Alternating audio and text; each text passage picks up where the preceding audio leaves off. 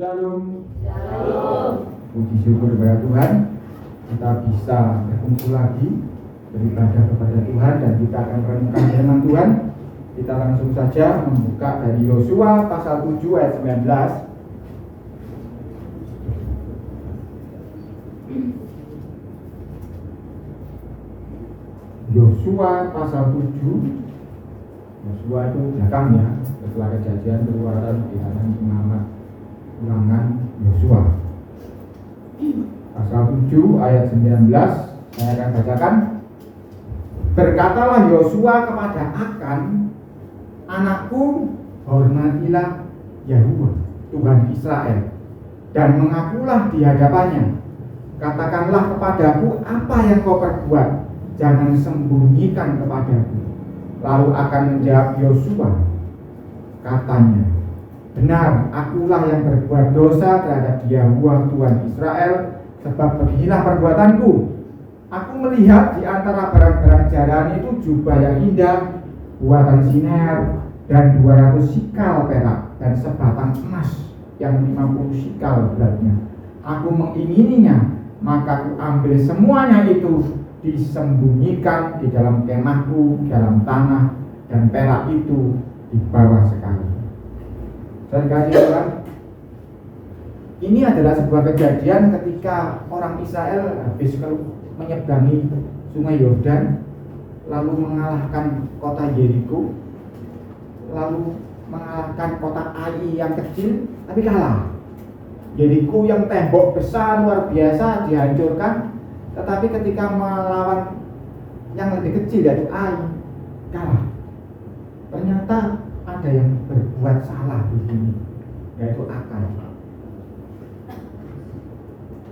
Waktu menyerang Yeriko diperintahkan bahwa semua harus tumpas, dihancurkan. Tetapi ternyata yang namanya Akan ini melihat barang-barang yang indah, barang-barang yang berharga, eman-eman. Jadi diambil, disingkirno di dalam kemahnya. Nah, hari ini kita mau belajar sebuah perintah yang biasanya kita kenal itu dari 10 perintah Tuhan. Ada yang perintah yang kelima namanya hormatilah orang tuamu. Tetapi hari ini kita belajar ternyata ada juga perintah hormatilah Tuhan. Yosua ngomong sama Akan, anakku, hormatilah Yahuwah Tuhan Israel. Ya, kalau kita sering kali kan yang ingat hormat orang tua, tetapi ternyata ada lagi hormatilah Tuhan. Kenapa dalam kasus ini Yosua menyebut hormatilah Tuhan? Karena si Akan ini menyembunyikan sesuatu yang haram, sesuatu yang tidak boleh di dalam kemahnya. Dia bisa menyembunyikan dari semua rekan sebangsanya. Tetapi Tuhan itu kan Maha Tahu. Jadi ketika kita menyembunyikan sesuatu, kita tidak bisa menyembunyikan sesuatu di hadapan Tuhan. Karena itu kalau boleh saya panjangkan, akan hormatilah Tuhan yang Maha Tahu itu. Engkau nggak bisa mau berdalih apapun. Dan ini perhatikan saudara, setelah ngomong hormati dia ngomong apa? Mengakulah di hadapan. Jadi salah satu bentuk hormat kepada Tuhan itu mengakui di hadapan Tuhan. Loh, Tuhan tahu. Justru tahu itu Tuhan tidak perlu berdebat dengan kita, dia tahu. Cuma dia itu selalu menanti kita itu mengaku di hadapan. Jadi bentuk pengakuan di hadapan Tuhan itu termasuk menghormati dia. Kita saudara boleh berlaku kepada seseorang A, B, C, D, berlaku baik, berlaku jahat, berlaku dengan intrik, dengan tipu muslihat, dengan akal-akalan, dengan apapun kita bisa pakai kita punya kepintaran. Kita bisa atur orang begini, kita bisa di manajemen seperti ini, kita bisa bagaimanapun. Apalagi namanya politik, semakin ruwet di dalam politik. Bahkan di dalam kantor, di dalam rumah tangga, di dalam keluarga, di dalam hidup berkampung ini, bermasyarakat itu juga bisa penuh dengan intrik. Tak gini, no, supaya begini supaya begini. Bahkan orang tua dengan anak, saudara dengan saudara bisa. Tadi ada kasus yang dimana itu yang tokonya orang tuanya dirampas dan sebagainya. Bisa, tetap semua manusia bisa pakai intrik, pakai akal, bagaimanapun diatur bisa. Tetapi Tuhan itu Maha Tahu. Jadi dalam hati kita, sampai dasar hati kita, dasar pemikiran kita tersembunyi bagi manusia yang lain. Itu tidak ada yang tersembunyi di hadapan. Nah itu Yosua ngomong kepada Akan, dia ngasih nasihat, anakku, hormatilah Yahwa Tuhan Israel. Jadi kalau engkau mau menghormati Tuhan, mengakulah.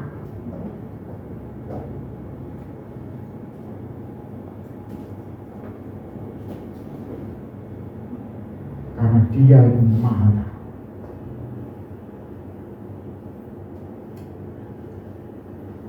Seringkali ketika kita punya sesuatu yang kita sembunyikan, sesuatu itu hal yang buruk.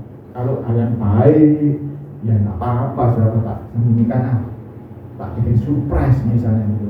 Yang baik nggak apa-apa, orang bikin orang senang. Tetapi seringkali yang disembunyikan itu hal yang buruk, yang di dalam akal kita, di dalam perhitungan kita begini. Tapi Tuhan itu Maha Tahu. Ketika kita menyembunyikan yang jahat itu, kita sedang tidak menghormati Dia yang Maha Tahu. Seakan-akan Tuhan juga nggak tahu begitu. Karena gara-gara akan melanggar perintah Tuhan ini, maka orang Israel kalah ketika melawan kota Ai yang kecil. Padahal Yeriko yang besar kalah sudah, dihancurkan sama orang Israel. Tetapi ketika menghadapi kota Ai yang kecil dan kota Bene, jentik ini kalah sudah, dipermalukan. Gara-gara ada satu orang yang tidak menghormati Tuhan.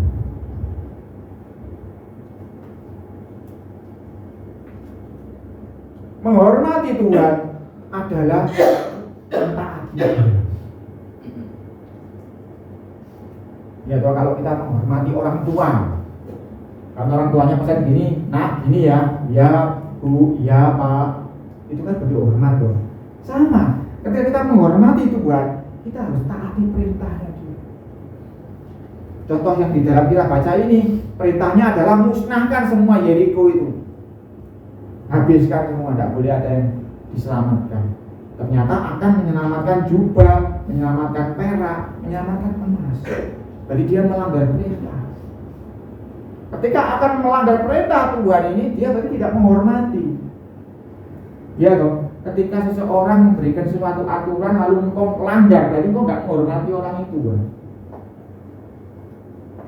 Kalau engkau menghormati, engkau akan lakukan. Bahkan saya dulu ya saudara, kalau saya nggak setuju dengan omongannya itu, saya akan ngomong, aku nggak setuju karena begini. Daripada saya ngomong ya tapi nggak lakukan. Karena saya menghormati dia, jadi saya ngomong aja. Kalau saya nggak menghormati dia, ngomong sampai bermimil, tak ngaduk tidak lakukan. Nah, itu namanya tidak menghormati orang itu. Begitu pula ketika Tuhan punya perintah macam-macam, mau Anda tidak melakukan, Anda berarti tidak menghormati. Apalagi sudah melakukan, melanggar, disembunyikan lagi. Padahal Dia juga Maha Tahu, semakin tidak menghormati. Jadi hari ini kita baca sudah 2 poin. Menghormati Tuhan itu berarti melakukan perintah, berarti tidak menyembunyikan, mengakui di hadapan Dia. Kita baca lagi Contoh yang banyak ini kita banyak baca lagi. 1 Samuel 2 ayat 29.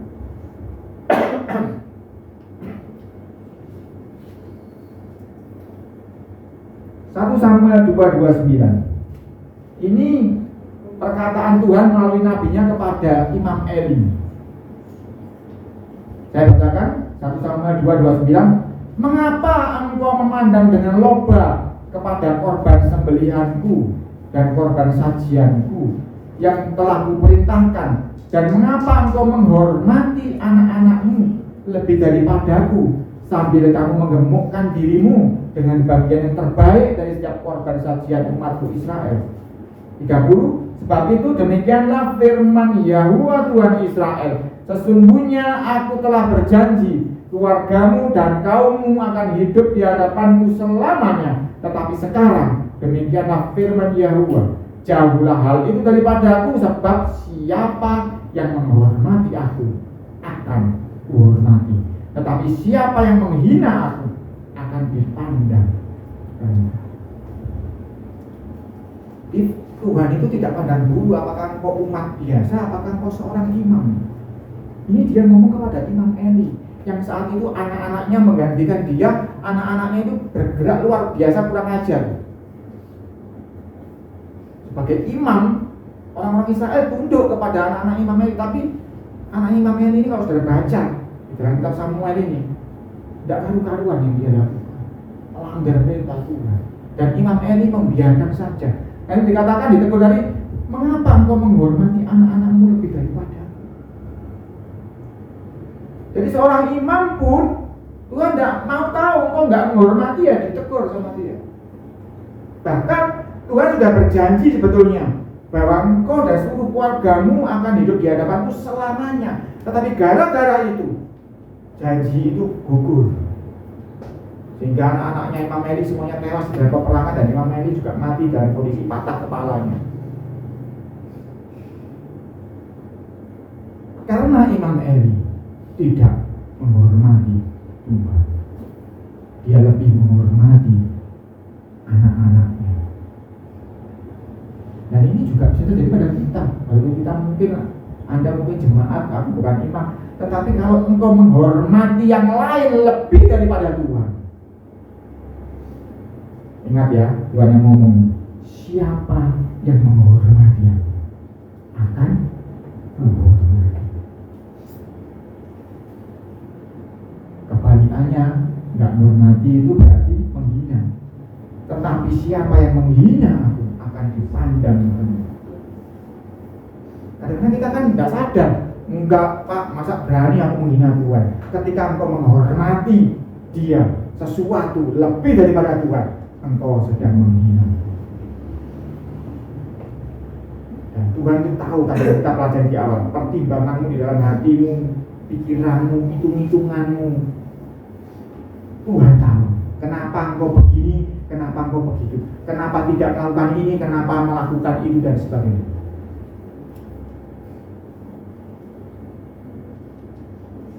Ketika engkau memutuskan memuji Tuhan atau tidak memuji Tuhan, memutuskan untuk membaca Alkitab atau tidak membaca Alkitab, memutuskan untuk datang ke gereja ini beribadah ataupun tidak, memutuskan untuk memberikan persembahan ataupun tidak, itu semuanya hitung-hitunganmu di dalam hati dan pikiranmu. Tuhan tahu. Kalau di dalamnya ada yang lebih engkau hormati daripada Tuhan. Siapa yang menghormati aku akan kuhormati. Wah, biasa loh. Anda kalau dihormati Pak RT itu senang loh. Apalagi dihormati Pak Wali Kota, senang loh. Misalnya datang ke acara, Wali Kota ngomong, Pak monggo lenggah mriki, lah seneng bangga. Ya kok di video, gitu ya. Di-upload ya supaya tahu bahwa aku dihormati Pak Wali Kota, aku dihormati Pak Presiden, tambah luar biasa tambah senang. Apalagi kalau Tuhan menghormati Anda. Caranya tidak sulit, semua orang bisa. Caranya cuma satu, hormati Tuhan. Bagaimana caranya? Lakukan perintah. Dan jangan coba-coba main sembunyi-sembunyian di hadapan Tuhan. Tuhan tahu sampai di dalam dasar hatimu Dia tahu.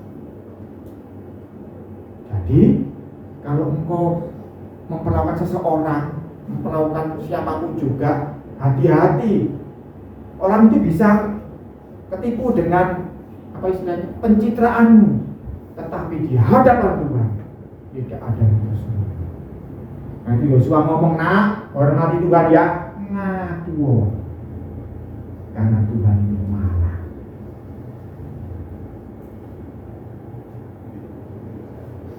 Kalau Anda menghormati Tuhan, Tuhan akan menghormati Anda. Bayangkan, kalau Tuhan menghormati Anda, apa yang terjadi di dalam hidup? Cuma seringkali kita itu ya aku hormat Pak, ya, tapi kurang hormat. Seringkali kalau Indonesia itu kan, apalagi orang Jawa kan, biasanya nggak kasar ya. Bukan tidak menghormati, kok kurang menghormati. Kalau kau kurang menghormati Tuhan, Tuhan juga kurang menghormati Anda. Syukur-syukur Anda tak dimasukkan dalam kategori menghina. Kalau kategori menghina aku, dia ngomong, engkau akan dipandang rendah. Siapapun Anda saat ini, apapun keadaanmu, kalau engkau merasa sedang direndahkan oleh siapapun, ada solusinya pagi hari ini. Hormati Tuhan. Belajarlah untuk menghormati Tuhan. Sebab kalau Tuhan sudah menghormati engkau, tidak ada yang bisa memandang engkau rendah. Dan yang hari ini merasa direndahkan, gak usah ngomong, gak usah ngacung. Mungkin nggak dihargai bosnya, nggak dihargai tetangganya, temannya, nggak dihargai anaknya, nggak dihargai orang tuanya, nggak dihargai saudaranya, nggak dihargai istrinya, nggak dihargai suaminya. Kabar gembira hari ini ada solusinya. Belajarlah menghormati dia. Nggak usah cari hormat dari manusia. Kita rugi. Hormati Tuhan, nanti Tuhan menghormati engkau. Kalau Tuhan menghormati engkau, tidak ada yang bisa merendahkan engkau. Tapi seberapa kuat komitmen untuk menghormati Tuhan? Seberapa kuat komitmen menghormati Tuhan?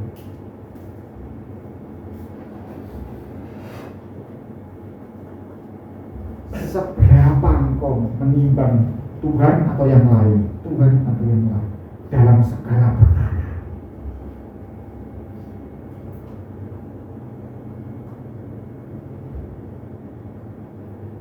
Saya dulu Bapak Ibu ya,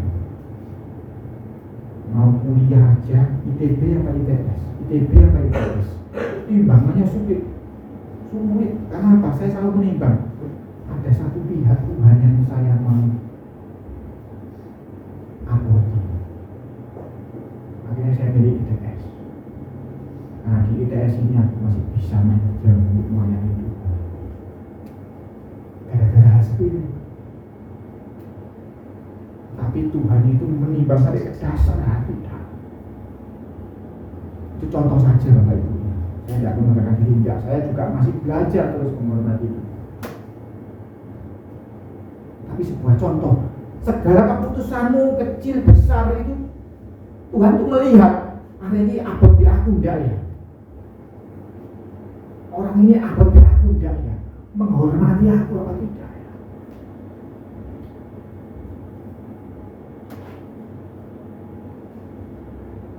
Kadang-kadang kalau Sabtu gitu mau diada acara sampai malam, enggak wis aku ngantuk malam, besok pagi aku enggak bisa bekerja bangun. Itu pun loh di hadapan Tuhan akan dipertimbang, oh dia menghormati aku. Sungkat deh koncomu aku Pak, ya wes kamu menghormati koncomu lebih daripada Tuhan. Seperti Meli ini, mengapa kau menghormati anak-anakmu lebih daripada aku? Nah, seringkali kita lebih menghormati orang lain atau hal lain daripada Tuhan, sehingga syukur-syukur kalau Tuhan ngomong kok kurang hormat ya aku, itu mendingan. Nah, Tuhan ngomong engkau menghina aku, parah kok. Karena apa? Engkau akan dipandang rendah. Tetapi kalau engkau menghormati Tuhan, Tuhan janji, ini yang janji Tuhan bukan saya, akan menghormati. Orang lain boleh hina engkau, boleh rendahkan engkau, tapi kalau Tuhan menghormati engkau, tidak ada satupun yang bisa lagi menghina. Tapi kita lihat di sini hal yang lain lagi, bahwa menghormati Tuhan itu tidak lepas dari hal materi ternyata. Ini Imam Eli ngomong soal persembahan, tadi akan ngomong soal barang jarahan perang. Ternyata nggak terlepas dari sesuatu yang namanya materi. Saudara masih ingat yang Matius 6:19-24 itu ngomong soal mengumpulkan harta di bumi dan mengumpulkan harta di surga. Kita nggak usah baca supaya nggak buang waktu kita panjang lagi ya. Tapi ada ayat 21 ngomong, karena di mana hartamu berada, di situ hatimu berada. Jadi nggak bisa ngomong soal hormat itu ngomong soal hati. Ngomong soal hormat tidak bisa lepas dari ngomong soal harta. Harta itu bisa material, bisa imaterial. Contoh, aku supaya dilem sama koncoku, itu juga harta. Karena kekayaan itu ada kekayaan yang material, ada yang imaterial. Ada yang benda, ada yang tak benda. Istilahnya kalau bahasa Indonesia bakunya begitu. Ada yang benda, ada yang tak benda. Harta itu bisa seperti itu. Oh, aku nggak datang, aku mati nggak direken sama kelompokku, gengku. Nah, itu juga harta, tetapi harta yang bukan materi. Ngomong soal hati selalu ngomong soal harta. Jadi ngomong soal hormat kepada Tuhan, nggak pernah lepas juga soal harta. Entah itu egomu, harga dirimu, atau juga memang harta materialmu, uangmu, rumahmu, mobilmu, motormu, emasmu, apapun juga, HP-mu mungkin. Jadi dari pengalaman Imam Eli ini kita belajar dua hal. Engkau menghormati Tuhan, Tuhan menghormati. Engkau menghina Tuhan, Tuhan akan merendahkan. Hal yang kedua, urusan hati tidak lepas dari pertimbangan hati. Kita maju lagi 1 Tawarik 29. Ini sebenarnya bacanya harusnya panjang, mulai dari ayat 1, tapi saya akan lompat ayat 6 langsung aja. 1 Tawarik 29, kita baca mulai ayat 6.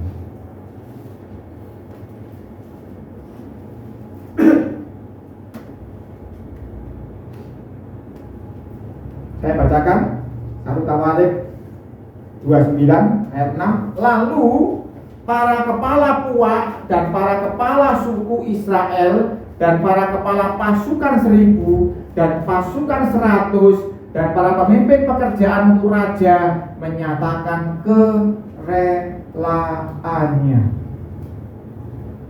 Poin 1 di rela, ada hati yang rela. Ayat 7. Mereka menyerahkan untuk ibadah di rumah Tuhan 5.000 talenta emas dan 10.000 dirham, 10.000 talenta perak dan 18.000 talenta tembaga serta 100.000 talenta besi. Ini apa tuh kejadiannya? Ini ketika raja ngomong. Raja itu kan Raja Daud waktu itu ya, dia ngomong, nanti yang bangun bait suci itu bukan aku. Nanti yang bait suci itu anakku yang namanya Salomo, masih muda, gak pengalaman. Jadi yuk kita ini yang para ketua ini, kita siapkan ya untuk pembangunan bait suci nantinya. Siapa yang mau sumbang untuk bait suci? Akhirnya yang kita baca tadi itu, kepala puak, kepala suku, kepala pasukan 1000, kepala pasukan 100, semuanya kompak rela. Oke, aku ikut sumbang. Dan sumbangnya banyak ini. Oh, sudah hitung satu talenta itu berapa? Kan kita sudah hitungan kan? Berapa juta kan? Hitungkan kali berapa itu, luar biasa. Jadi Salomo itu bangun bait suci itu semua sudah ada bahan bakunya, disediakan oleh Daud dan semua perwiranya, semua masukannya, semua pegawainya ikut sumbang dengan hati yang rela. Ayat 8. Siapa yang mempunyai batu permata menyerahkannya kepada Yehiel orang Gerson itu untuk perbendaharaan rumah Yahweh. Punya permata serahkan. 9. Bangsa itu bersuka cita karena kerelaan mereka masing-masing. Jadi ketika mempersembahkan sesuatu itu mereka bersuka cita.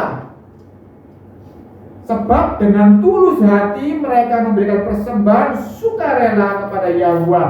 Juga Raja Daud sangat bersuka cita. Ayat 10. Lalu Daud memuji Yahweh di depan mata segenap jemaah itu. Berkatalah Daud, terpujilah Engkau ya Tuhan, ya Yahweh Tuhannya Bapak kami Israel, dari selamanya sampai selama-lamanya.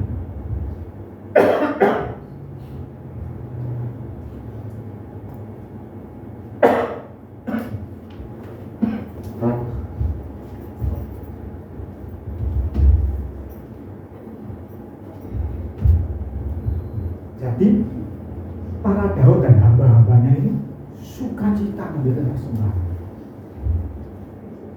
Aku nggak punya uang itu banyak. Sekali lagi kalau harta itu nggak cuma soal uangmu ya, perhatianmu. Bahkan kau nyanyi aja suaramu itu kan hartamu.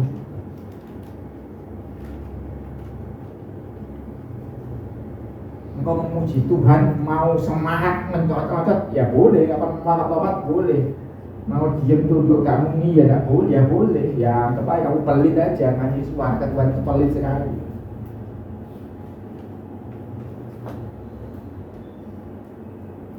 Karena itu juga hartamu. Tenagamu itu juga hartamu, kesehatanmu juga hartamu. Syukur-syukur kalau memang kamu punya uang lebih untuk bisa diberikan, itu juga hartamu yang ketika diberikan kepada Tuhan dengan sukarela, dengan sukacita. Ayat 11 kita baca. Ya Yahweh punyamu lah. Perhatikan, ini ada lagunya kan ya. Ya Yahweh punyamu lah kebesaran dan kejayaan, apa bentuknya? Kehormatan, kemasyhuran dan keagungan. Ya segala-galanya yang ada di langit dan di bumi. Ya Yahweh punyamu lah kerajaan, dan Engkau yang tertinggi itu melebihi segala-galanya sebagai kepala. Jadi ketika Daud dan semua anak buahnya pegawai yang mempersembahkan korban di hadapan Tuhan, dia ngomong apa? Punyamu lah kebesaran, kejayaan, kehormatan. Berarti ketika dia mempersembahkan sesuatu di hadapan Tuhan, dia juga sedang menghormati Tuhan. Jadi Bapak Ibu, ketika engkau memuji Tuhan, seberapa engkau menghormati Tuhan, seberapa itu engkau memuji Tuhan. Kalau engkau menghormati Tuhan dengan sungguh-sungguh, bahkan melantangkan suaramu, nyanyi dengan sekuat tenaga.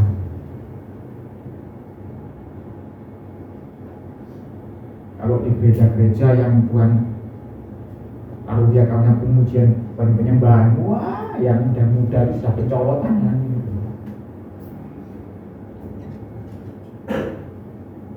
Yang tua-tua ya jangan dipradeli ya. Yang tua-tua cukup mengangkat tangan, cukup ya ekspresikanlah. Anggap hartamu seberapa.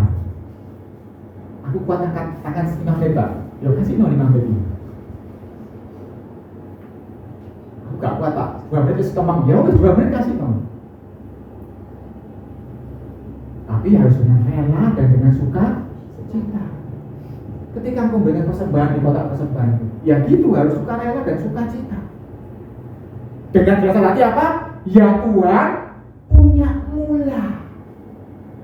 Uang yang aku persembahkan ini punyamu Tuhan. Suara yang aku lantangkan ini juga punyamu Tuhan. Ketika engkau sekarang duduk dengan firman Tuhan, dengan duduk tegak, punggungmu yang tegak itu juga hartamu, itu juga punyamu Tuhan. Nah, sikap hati itulah yang membuat engkau sungguh-sungguh menghormati Dia. Karena engkau sadar bahwa semua ini punyamu. Daud ngomong, semua ini kepunyaanmu. Jadi kalau aku mengembalikan kepadamu, mempersembahkan harta, kayak suara, kayak tenaga, perhatian, waktu dan sebagainya, itu punyamu sebetulnya Tuhan. tak kembalikan sebagian saja dengan rela, dengan sukacita.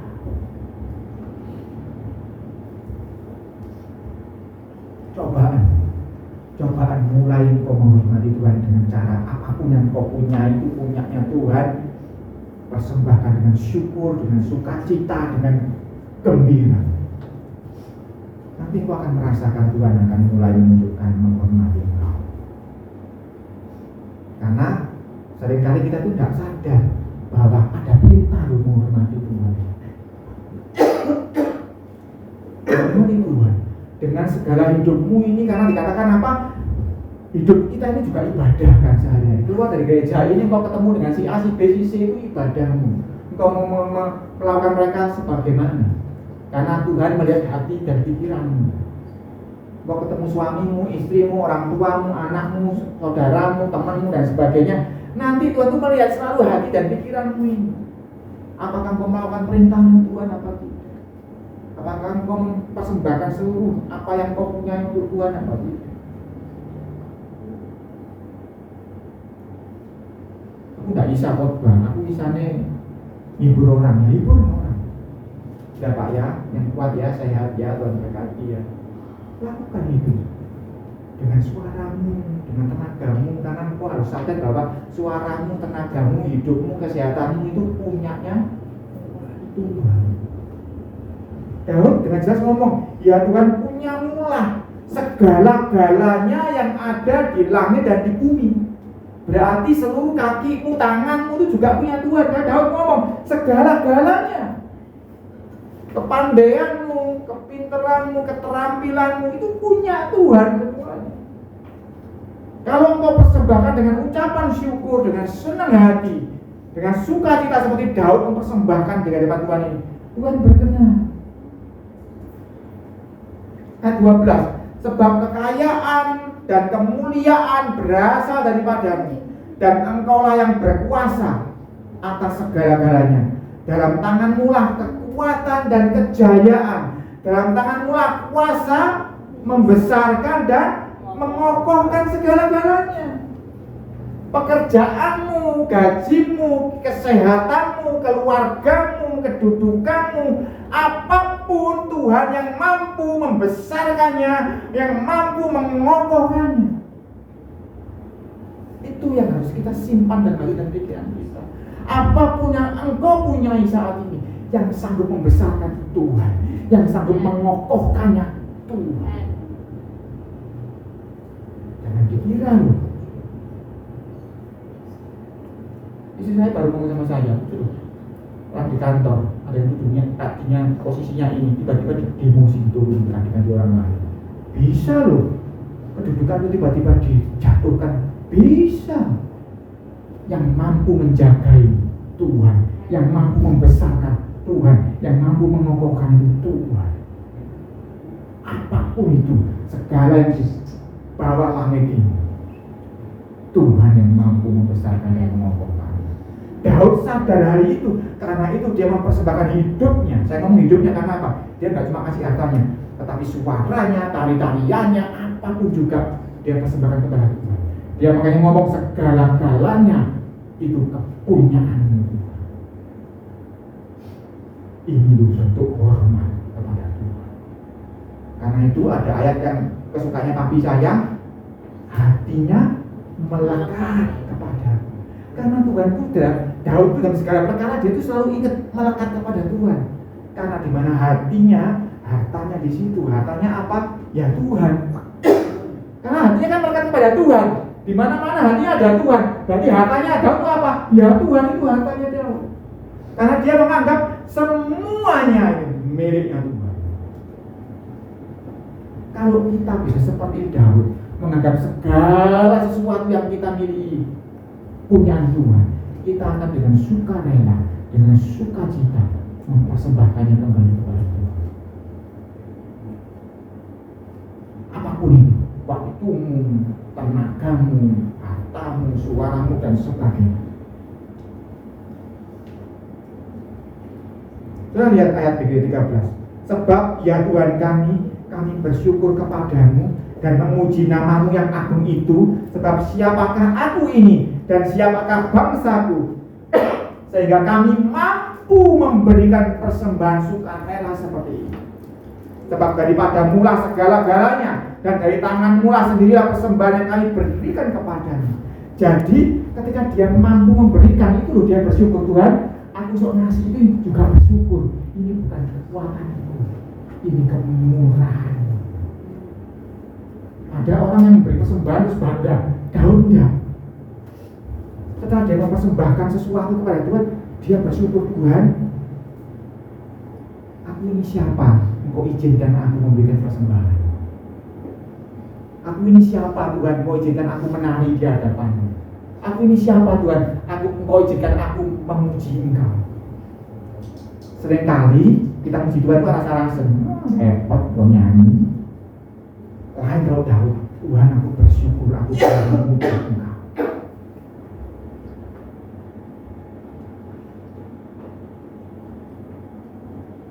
Ini loh bentuk hormat kepada Tuhan.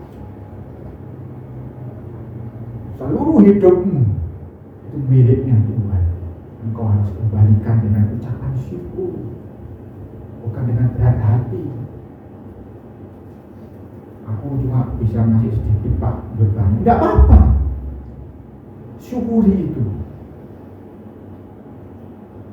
Lakukan dengan sukacita. Sebab siapa yang setia dengan perkara yang kecil akan diberikan perkara yang besar. Kapan hari Pak Atas sudah ngasih sebuah tips yang luar biasa untuk memberi perpuluhan, ya loh? Masih ingat siapa? Masih ingat? Siapkan amplop. Kepepet ya wes jubuan. Tapi kok terakhir akhir bulan, kasih itu tips yang luar biasa.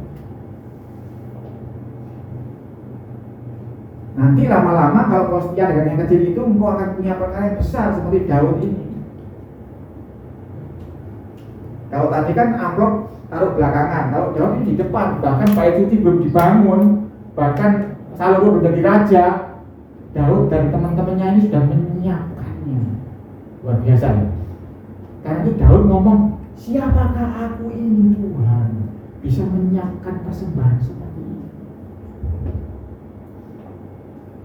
Nanti kalau engkau punya hati seperti Daud, engkau akan nyanyi sambil berbesmi, Tuhan, siapakah aku punya suara bisa memuji Engkau. Ada yang bisu kayak sama. Kalau engkau sakit tenggorokan aja lah suaranya hilang, bisa nyanyi, tidak bisa tuh. Kalau engkau diberi sehat, bisa memuji Tuhan, puji Tuhan dengan segenap hati. Ngomong, Tuhan, suara ini milikmu. Aku terhormat boleh memuji Engkau Tuhan hari ini. Jadi jangan alas-alasan Bapak Ibu ya. Ngomong, jangan alas-alasan. Kalau temanmu sebelah nyanyi alas-alasan, tegur besok minggu depan. Jangan alas-alasan. Saya dorong titik ini. Sebab kita saling mengingatkan supaya kita semua saat rombongan ini boleh sama-sama berkenan di hadapan. Saya ini juga ngomong gini loh, Yesus kan boleh sampai semua saudara-saudara. Tetapi saya kan ingin kita saat rombongan ini semuanya bareng masuk surga.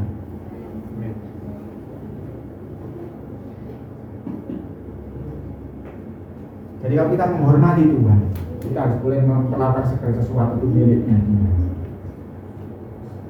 Kita baca lagi Maleakhi 1 ayat 6. Masih ada waktu berapa jam? Saya coba ngebut ini masukkan yang dibaca. Maleakhi 1 ayat 6. Saya bacakan. Perhatikan ya, seorang anak menghormati bapaknya dan seorang hamba menghormati tuannya. Jika aku ini bapak, ini Tuhan yang ngomong. Jika aku ini bapak, siapa yang menganggap dirinya anak Tuhan? Ayo, angkat tangan. Siapa yang menganggap dirinya anak Tuhan? Santai ini, ayo. Tuhan dia tuh ini, soalnya saya gak ngacung bulu ya. Siapa yang menganggap dirinya anak Tuhan? Angkat tangan. Nah Tuhan sekarang ngomong, kalau engkau anakku, aku kan bapakmu. Jika aku ini bapak, di manakah hormat yang kepadaku? Jika Anda menganggap dirimu anaknya Tuhan, Tuhan ngomong, aku ini bapakmu, hormatmu dengan aku mana? Jika aku ini bapak, di manakah hormatnya kepadaku itu? Jika aku ini Tuhan, di manakah takutnya kepadaku itu? Firman Yahuwah Sebaot. Sudah baca kan di Alkitab ini Tuhan semesta alam. Itu bahasa Ibrani-nya Yahuwah Sebaot. Perhatikan, tadi ketika kita baca di ayat-ayat yang sebelumnya kita baca Yahuwah Tuhan Israel. Ini masih ngomong soal dalam lingkup Israel. Kali ini dalam kitab Maleakhi Tuhan ngomong, aku ini Yahuwah Sebaot, aku ini Tuhan semesta alam, aku ini Tuhan segala sesuatu yang di bawah langit, aku Tuhannya.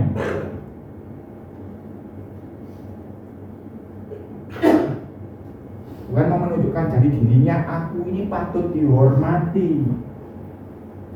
Mau kancil, mau buaya, mau kelinci itu hormat di aku, matahari, bintang, bulan hormat sama aku, karena aku Yahuwah Sebaot, aku Tuhan semesta alam. Berarti aku Tuhan atas seluruhnya.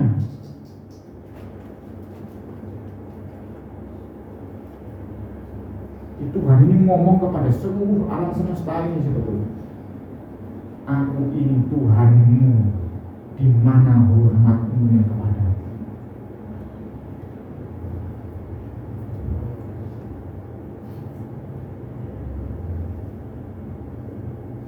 Firman Yahuwah Sebaot kepada kamu, hai para iman yang menghina namaku. Ingat ya, hormat lawannya menghina ya. Tetapi kamu berkata, dengan cara bagaimanakah kami menghina namamu Tuhan?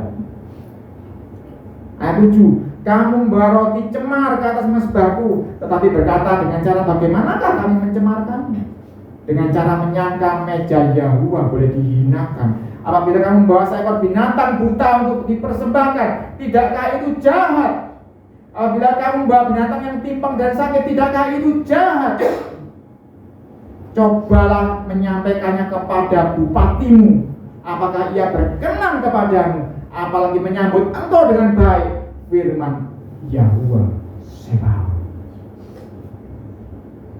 Tuhan ngomong, coba aku wis di bupatimu coba sampai no binatang yang buta, yang timpang kasih no.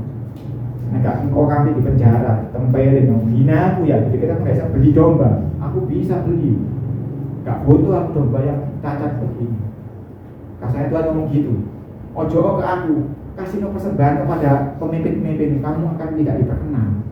Apalagi kau persembahkan kepadaku.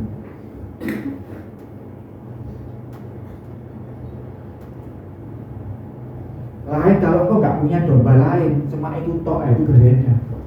Engkau punya domba yang sehat, engkau berikan domba yang tidak sehat. Hormatmu mana? Tuhan ngomong begitu. Kalau misalnya suara saya diukur 1 sampai 10, Tuhan, aku nyanyi dengan suara 8, oke lah ya. Tuhan, aku nyanyi dengan suara 2. Engkau punya domba yang sehat, tapi engkau berikan domba yang timpang. Tuhan ngomong.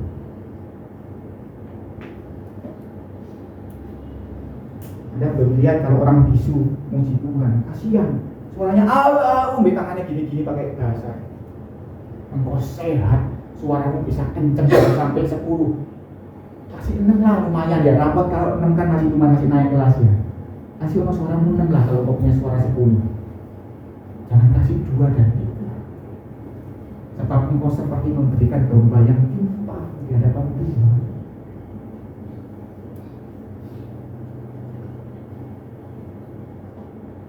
Tuhan, aku tidak punya, tidak cukup uangnya, bisanya ngaji segitu. Tidak apa-apa kalau punya saya cukupnya cuma ngaji segitu. Tetapi kalau aku cukupnya 10, ngasihnya 1, engkau sedang memberi domba yang timpang di hadapan Tuhan. Apapun itu, saya tidak ngomong soal uang saja. Kesehatanmu, suaramu, kemampuanmu. Aku cukup kuat membaca 1 jam karena aku UTHP 5 jam. Ya, baca 10 menit lah. Enggak belas malah.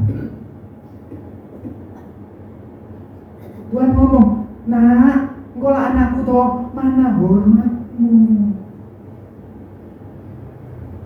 Jangan kau nangis sesuatu Tuhan, kok begini hidupku Tuhan, kok aku direndahkan Tuhan, engkau lo merendahkan Tuhan. Engkau tidak menghormati Tuhan. Bagaimana Tuhan akan menghormati engkau? Bagaimana Tuhan akan mengangkat engkau? Di dalam keseharianmu, hidupmu tidak menghormati Tuhan. Sampai Tuhan ngomong di sini, aku yang ngomong ini Yahuwah Sebaot, yang punya segala sesuatu, yang tadi dikatakan, yang sanggup membesarkan dan sanggup mengokohkan.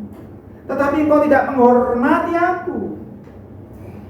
Tuhan sampai ngomong, kalau aku Bapak, mana hormatnya kepadaku? Ini dalam setiap hari loh ya, gak cuma di gereja saja loh. Dalam setiap hari hidupmu itu Tuhan membaca hati dan pikiranmu. Hormat enggak mana?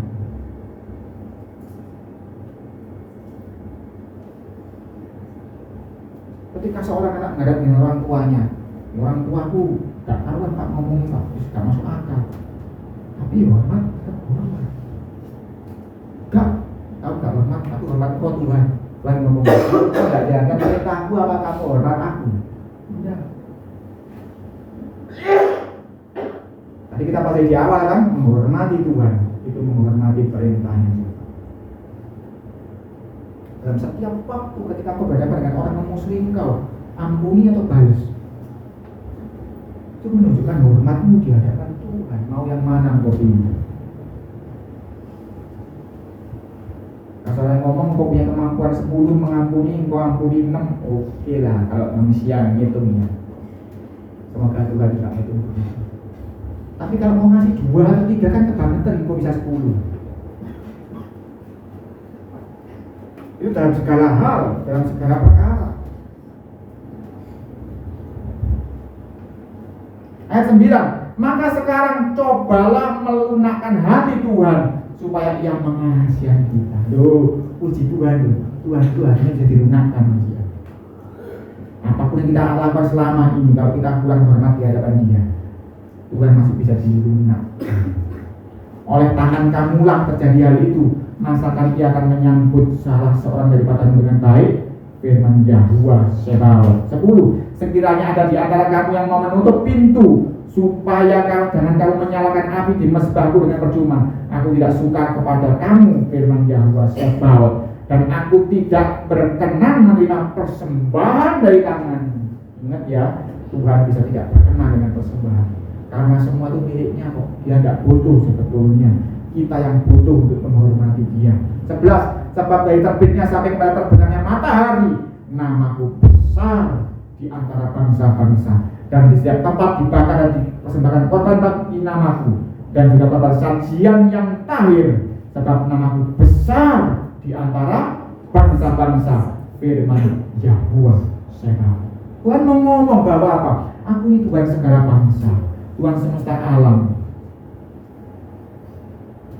Kalau boleh guyonan ya, kalau engkau tidak menghormati, ada satu orang si A tidak menghormati, Tuhan ngomong, sorry, aku Tuhan yang semesta alam. Masih banyak orang yang menghormati aku. Kamu tidak menghormati, sorry, pergi. Karena yang ngomong ini Yahuwah Sebaot. 12, tetapi kamu ini menajiskannya karena kamu menyangka meja Tuhan memang cemar dan makanannya ada di situ boleh dihinakan. 13, kamu berkata, lihat alangkah susah payahnya, dan kamu menyusahkan aku.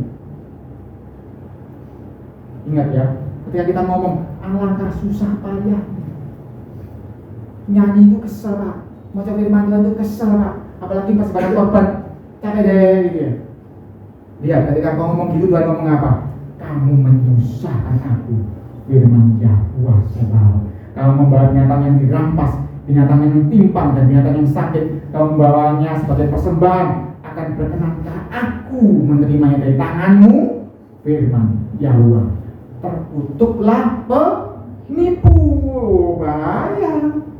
Kalau Tuhan ngomong kita penipu, bahaya. Sebab Dia Maha tahu. Ketika kita ngomong penipu, artinya Tuhan ngomong engkau yang benar-benar tidak hormat, engkau benar-benar menghina. Sebab di awal kita belajar apa? Mengakulah kalau engkau hormat kepada Tuhan. Nipu kan lebih bahaya lagi. Gak ngaku itu menyembunyikan saja, nipu itu memutarbalikkan fakta, lebih bahaya lagi. Terkutuklah penipu yang mempunyai seekor binatang jantan di antara kawan ternaknya yang dinasarkannya, tetapi ia mempersembahkan binatang yang cacat kepada Tuhan. Sebab aku ini raja yang besar, firman Yahuwa Sebaot, dan namaku ditakuti di antara bangsa-bangsa. Bahaya loh, terkutuklah penipu. Kalau engkau punya apa tadi dikatakan binatang jantan yang dinasarkan. Ini loh Tuhan, binatang jantan bagus, tanduknya bagus, gemuk, tinggi, besar, bagus itu Tuhan, tak nasarkan. Tapi ketika dia mempersembahkan, minggir yo, itu yang cacat. Tuhan ngomong penipu engkau. Kalau engkau punya, aku contoh yang gampang aja ya, suara yang cukup keras memuji Tuhan, tapi engkau memberikan yang cacat, yang gak keras, yang gak sungguh-sungguh memuji Tuhan. Tuhan ngomong, terkutuklah seniku. Ini ngomong suara loh ya, ada yang lain pikiran dewe. Karena gak mungkin cukup kita bahas satu persatu semua. Tetapi hidupmu, Daud ngomong, semua milikmu Tuhan. Lakukan yang terbaik di hadapan Tuhan, persembahkan yang terbaik di hadapan Tuhan. Itu wujud hormatmu di hadapan Tuhan. Dan kalau engkau hormat, Tuhan ngomong tadi, aku akan menghormati engkau. Yang ngomong ini Yahuwa Sebaot, yang punya segala perkara, yang mampu membesarkan dan mampu mengokohkan engkau. Kalau kita nyebut kita ini anak Tuhan, kita wajib menghormati Dia. Dan Dia Tuhan semesta alam, nggak bisa ditipu, nggak bisa kok pura-pura menghormati Dia. Ada waktu sedikit, lanjut di Maleakhi.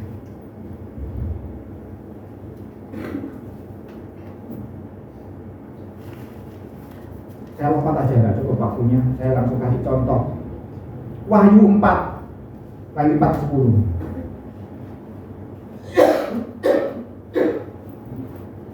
Wahyu 4 ayat 10 saya bacakan langsung aja sebelum saya waktu. Maka tersungkurlah ke-24 tua-tua itu di hadapan Dia yang duduk di atas tahta itu, dan mereka menyembah Dia yang hidup sampai selama-lamanya. Dan mereka melemparkan mahkotanya di hadapan tahta itu sambil berkata, ya Tuhan dan Allah kami, ya, ini kalau terjemahan aslinya, ya Tuhan dan Tuhan kami, Engkau layak menerima puji-pujian dan hormat dan kuasa, sebab Engkau telah menciptakan segala sesuatu, dan oleh karena kehendak-Mu semuanya itu ada dan diciptakan. Ini juga ada lagunya ya, ya Tuhan punya mulanya. Jadi nanti di surga pun kita itu pekerjaannya memberikan hormat kepada Tuhan. Kalau engkau saat ini tidak membiasakan diri memberi hormat, engkau nanti di sana mati gaya, agak masih hormat kepada Tuhan. Karena pekerjaan orang tua-tua itu, termasuk kita semua nanti juga memberikan hormat kepada Tuhan. Sebab Tuhan itu layak menerima hormat sampai selama-lamanya. Terakhir contoh saja 1 Samuel 6 ayat 4 dan 5. Ini orang-orang yang tidak mengenal Tuhan. Ini orang-orang Filistin. 1 Samuel 6 ayat 4 saya bacakan. Ini sudah pernah kita bahas dulu ya. Saya bacakan. Sesudah itu bertanyalah mereka, apakah tebusan salah yang harus kami bayar kepadanya? Jawab mereka, menurut jumlah raja-raja kota orang Filistin, 5 borok emas, 5 tikus emas. Sebab itulah yang sama menimpa kamu sekalian dan raja-raja kotamu. 5. Jadi buatlah gambar borok-borokmu dan gambar tikus yang rusak tanahmu, dan sampaikanlah hormatmu kepada Tuhan Israel. Mungkin Ia akan mengangkat daripada Allahmu dan daripada tanahmu tangannya yang menekan dengan berat. Masih ingat ya kita bahas di sini ya, ketika takut Tuhan direbut orang Filistin, Akhirnya orang Filistin semua kena tulah. 5 kota Filistin kena tulah semuanya. Ada borok-borok, ada tikus-tikus. Akhirnya mereka mengembalikan bait Tuhan, dan dia tidak memberikan bait dengan tangan kosong. Dia sertakan borok-borok dari emas, tikus-tikus dari emas. Sebab dalam rangka apa? Sampaikanlah hormatmu kepada Tuhan Israel. Mungkin ia akan mengangkat daripada tangannya yang menekan. Bapak Ibu Saudara kasih Tuhan, kalau saat ini kau mengalami tekanan-tekanan dalam hidupmu, dalam hal apapun, ada sebuah solusi. Sampaikan hormatmu kepada dia. Mungkin ini karena orang Filistin, tapi kalau saya ngomong tadi sudah kita baca, pasti Tuhan akan mempertimbangkan lagi kedudukanmu di hadapan. Dia akan menghormati engkau. Tidak satu pun yang bisa menghormati engkau. Kita duduk dalam doa. Bapa di dalam surga, terima kasih Tuhan. Kalau orang Filistin yang tidak mengenal engkau saja, engkau pulihkan keadaannya karena mulai menghormati engkau Tuhan. Tuhan, hari ini kami mau berkomitmen anak-anak-Mu Tuhan. Kami mau belajar menghormati engkau Tuhan. Dan kami yakin dan percaya engkau akan mengangkat tekanan-tekanan yang menimpa kami Tuhan. Sebab engkau akan mulai menghormati kami sesuai janji-Mu Tuhan. Hanya saja Tuhan, berikan kami hikmat, pengertian, dan kekuatan dan kemampuan. Karena tanpa Roh-Mu kami tidak akan sanggup. Sebab kami ini lemah, kami ini debu. Keputusan kami itu seperti gombang yang sebentar bersih, sebentar kotor. Tetapi engkau Roh Kudus yang menolong kami. Mampukan anak-anak-Mu semua di sini Tuhan untuk belajar menghormati engkau ya Tuhan. Sebab engkau berhak menerimanya. Sebab engkau Yahuwah Sebaot, Tuhan semesta alam. Ampuni kami Tuhan kalau kami seringkali tidak menghormati engkau, entah sengaja tidak sengaja Tuhan. Kami merendahkan engkau, kami bahkan menghina engkau. Tapi hari ini kami tahu kami wajib menghormati engkau, sebab kami ini anak-anak-Mu. Terima kasih Tuhan untuk isi hati-Mu curahkan pagi hari ini.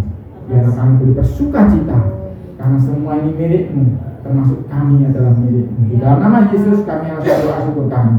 Haleluya. Amin. Tuhan Yesus memberkati.